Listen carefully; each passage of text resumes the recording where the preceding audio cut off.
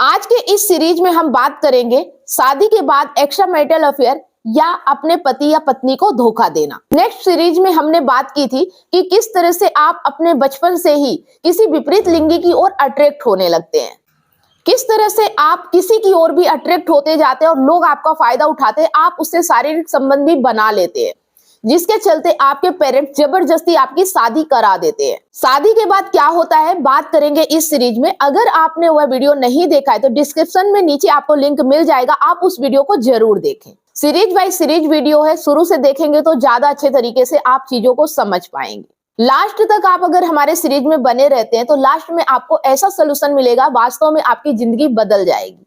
तो बात करते हैं जबरदस्ती शादी के बाद आपका जीवन कैसा होता है। लेकिन उससे पहले आप सभी लोगों की माइंड की कसरत के लिए एक सवाल। आंटी जिसकी करती पूजा, बच्चों का मामा नहीं कोई दूजा, अपना दुश्मन कहते चोर, खूब चाहता जिसको चकोर। जवाब जरूर दीजिएगा। सही जवाब देने वालों के नाम में हर संडे सुबह 8 बजे फेसबुक पेज और यूट्यूब पर लाइव अनाउंस करती हूँ, तो लाइव जुड़ना बिल्कुल भी ना भूलें। अगर हमारे मंथ के आप विनर बनते हैं, मतलब कि अगर हम 30 वीडियो पोस्ट करते हैं और उनका आप सही जवाब देते हैं तो आप हमारे मंथ के विनर बनते हैं। मंथ के विनर होने के कारण आपको हमारी तरफ से एक शानदार गिफ्ट दिया जाता है, तो कॉन्टेस्ट में भाग लेना बिल्कुल भी ना भूले। तो चलिए वीडियो को कंटिन्यू करते हैं। हमारे साथ क्या होता है, हमारी शादी तो करा दी जाती है, लेकिन जो हमारा रिश्ता शादी से पहले किसी और के साथ होता है हम उसे भूल नहीं पाते हैं, और शादी होने के बाद भी हम उस रिश्ते को कायम रखना चाहते हैं, अपनी तरफ से पूरी भरसक प्रयास करते हैं। पति के साथ तो रहते हैं शारीरिक तौर पे, पर मन हमारा वहीं पे लगा हुआ होता है। ऐसा करते करते हम चाहते हैं कि हम उस रिश्ते को कायम रखें, लेकिन आपके बीच दूरी आ जाती है क्योंकि आपकी शादी हो चुकी होती है और आप कहीं और चले जाते हैं। जब प्यार करने वालों के बीच दूरी आती है ना, तो ऑटोमेटिकली रिश्ता खत्म हो जाता है, क्योंकि ये प्यार नहीं होता, ये अट्रैक्शन होता है, और ये जितना आप साथ में रहते हैं उतना बढ़ता है। अगर दूरी आ जाती है तो ये कम होने लगता है, जिसकी वजह से आपका अट्रैक्शन, आपका प्यार खत्म होने लगता है, और एक समय ऐसा आता है कि वो रिश्ता आपका छूट जाता है। फिर आप उसी फीलिंग, उसी एहसास के लिए भटकने लगते हैं, क्योंकि आपको वो फीलिंग आपके पति से नहीं मिलती है, क्योंकि वो जबरदस्ती की शादी होती है और आप कभी ऐसा सोच भी नहीं पाते कि आप अपने पति से प्यार कर सकते हैं। आपको लगता है ये मजबूरी का रिश्ता है और आप उसे मजबूरी की तरह ही निभाते हो। आपको अपने पति से बिल्कुल प्यार नहीं होता है, आप उसके साथ रहना भी नहीं चाहते हो, क्योंकि आपकी जबरदस्ती की शादी है तो किसी तरह आप निभाना चाहते हो, लेकिन आप चालाकी करते हो कि मैं भले इसके साथ रहूंगी लेकिन अपनी मर्जी की जिंदगी जीऊंगी, मुझे अगर मेरी लाइफ में कोई इंसान मिला तो मैं उससे भी रिश्ता जरूर रखूंगी। यही होता है एक्स्ट्रा मैरिटल अफेयर, कि आप शादी के बाद किसी और की तलाश में भिड़ जाते हो। जब आपकी शादी होती है आपका एक दायरा होता है, आपको उस दायरे को पार करने की अनुमति शुरू में नहीं होती है, तो आपको वो फीलिंग कहीं और नहीं दिखती है। आपको उस फीलिंग की तलाश में कोई और बाहर नहीं मिल पाता, क्योंकि आप बाहर ज्यादा निकल नहीं पाते हो। ससुराल के कुछ कायदे कानून होते हैं, कुछ नियम होते हैं जिनका पालन आपको करना पड़ता है। आप हाउसवाइफ होते हैं, आप बंधन में होते हैं। ये हाउसवाइफ के लिए है कि जब आप हाउसवाइफ होते हैं, सिर्फ घर गृहस्थी के कामों में उलझे रहते हैं, आप बाहर ज्यादा नहीं निकलते हैं, बाहर आपका ज्यादा मेलजोल किसी से नहीं होता है, आप सारा दिन घर पे रहते हैं, तो आपकी नजर आपके घर वालों पे ही पड़ जाती है। जैसे कि आपका कोई अगर देवर हुआ, कोई जेठ हुआ या ससुर हुए। कुछ लोग ऐसे नेचर के पुरुष भी होते हैं जो कि ये नहीं सोचते कि वो गलत कर रहे हैं या सही कर रहे हैं, बस हमें ये सिखाया जाता है कि हमारा खून नहीं होना चाहिए, मतलब हमारे भाई बहन नहीं होने चाहिए, बाकी आप किसी से भी रिलेशन में रह सकते हो, ये हमारे इंडिया में बताया जाता है। तो आप क्या करते हो कि अपने ससुराल वालों को ऐसा नहीं समझते हो कि वो आपके भाई की तरह है, आपके पिता की तरह है। आप उनसे अट्रैक्ट होते हो क्योंकि आप नादान होते हो, आप नासमझ होते हो, आपको चीजें नहीं समझ में आती हैं, आप उनकी ओर अट्रैक्ट हो जाते हो, वो भी आपको अट्रैक्ट हो जाते हैं, वो भी इस चीज को बढ़ावा देते हैं। आप अपने पति से, अपने सास से, अपनी जेठानी से, या मान लीजिए आपकी देवर की शादी नहीं हुई है, तो छुप छुपा के ये रिश्ता कायम करने लगते हो। आपको अच्छा लगता है, आनंद आता है कि चलो घर में ही सारी व्यवस्था मिल गई है, कहीं बाहर जाने की जरूरत नहीं है, आप ऐसे रिश्ते में पड़ जाते हो। लेकिन चोरी की चीजें या गलत चीजें ज्यादा दिन तक नहीं चलती हैं, किसी न किसी को पता चल ही जाता है। जब आपके पति को पता चलता है, अगर आपने अपने देवर से रिश्ता रखा है तो उसकी शादी हो जाती है। शादी के बाद हर इंसान बदल जाता है, जरूरी नहीं को पुराने रिश्ते को निभाए, और जब आपको उसमें बदलाव दिखता है तो आपका खुद ही मन टूट जाता है, आप उससे रिश्ता नहीं रखना चाहते हो। ससुर जेठ से अगर है तो उनकी वाइफ को अगर पता चल गया तो लड़ाई झगड़े होने शुरू हो जाते हैं, आपको बुरी बुरी बातें कही जाती है, बुरी नजरों से आपको देखा जाता है। तो ये सब जो ग्लानि होती है ना, ये आपसे बर्दाश्त नहीं होता। तो कुछ लोग तो इस रिश्ते से बाहर निकल जाते हैं। आपका पति एक बार आपको डांटता है, दपटता है, मारता पीटता भी है, लेकिन चलो घर की बात है तो वो माफ कर देता है।